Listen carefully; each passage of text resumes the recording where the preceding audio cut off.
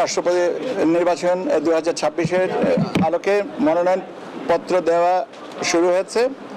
BNP প্রতিনিধি দল এসে আজকে সকালবেলা একটা মনোনয়নপত্র নিয়ে গেছেন। আসন্ন রাষ্ট্রপতি নির্বাচন সামনে রেখে দুটি মনোনয়নপত্র সংগ্রহ করেছে ক্ষমতাসীন দল বিএনপি। সকালে সিইসির কার্যালয় থেকে দলের পক্ষে চিফ হুইপ নুরুল ইসলাম মনি এবং জ্যেষ্ঠ যুগ্ম মহাসচিব রুহুল কবির রিজভী ফর্ম দুটি সংগ্রহ করেন। ইসি সচিব জানিয়েছেন, বিএনপি কারো নামে মনোনয়ন সংগ্রহ করেনি, আর স্থানীয় সরকার নির্বাচনের আচরণবিধি চূড়ান্ত করে আইন মন্ত্রণালয়ে পাঠানো হয়েছে বলেও জানান তিনি।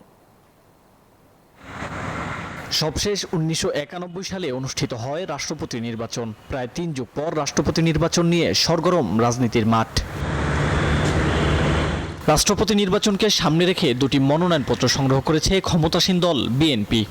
সিএএমএম নাসির উদ্দিনের কার্যালয় থেকে দলের পক্ষে চিফ হুইপ নুরুল ইসলাম মনি এবং দলের জ্যেষ্ঠ নেতা রুহুল কবির রিজভী ফর্ম দুটি সংগ্রহ করেন। Spanish digital print tiles, ATI tiles, এক টাইলসে জীবন পার।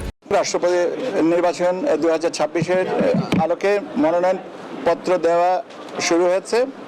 বিএনপি প্রতিনিধি দল এসে আজকে সকালবেলা একটা মনোনয়নপত্র নিয়ে গেছেন। এছাড়া স্থানীয় সরকার নির্বাচনের আচরণবিধি আইন মন্ত্রণালয়ে পাঠানো হয়েছে জানিয়ে তিনি বলেন, এই নির্বাচনে ভোট দেবেন 12,86,555 জন। 14 মে থেকে 31 জুলাই পর্যন্ত আমাদের ভোটারের সংখ্যা বেড়েছে 3,09,315। আচরণবিধিমালার গুলো আজকে আইন মন্ত্রণালয়ে পাঠিয়ে দেওয়া হচ্ছে। আইনের ব্যাপারটা এখনো পর্যন্ত পাঠানো হয়নি, নথিটা প্রক্রিয়াজাত আছে। ভোটের সময় পেছানো হলে নতুন ভোটার অন্তর্ভুক্ত করতে নিবন্ধনের সময়ও বাড়ানো হতে পারে বলেও জানান ইসি সচিব। তারিখ পরিবর্তন হয় তাহলে সেটা। মাহমুদুল হাসান ইমন, নিউজ 24, ঢাকা।